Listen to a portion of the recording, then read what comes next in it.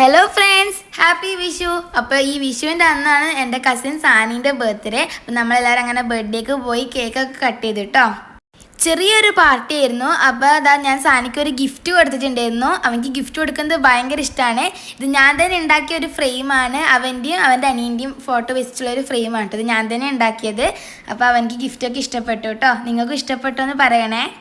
പിന്നെ നമ്മളെല്ലാവരും കൂടി ഫുഡ് കഴിക്കാൻ വേണ്ടി ഇരുന്നു കേട്ടോ. ഇന്ന് നല്ല അടിപൊളി സദ്യയാണ്. പിന്നെ ഒരുപാട് കറികളുള്ള സദ്യയാണ്. അതുപോലെ തന്നെ സൈഡ് ഡിഷായിട്ട് ചിക്കൻ പൊരിച്ചതും ഉണ്ട്. അപ്പം നിങ്ങളെല്ലാവരും വിഷുവൊക്കെ എങ്ങനെയാണെന്ന് താഴെ കമൻറ്റ് ചെയ്യണേ.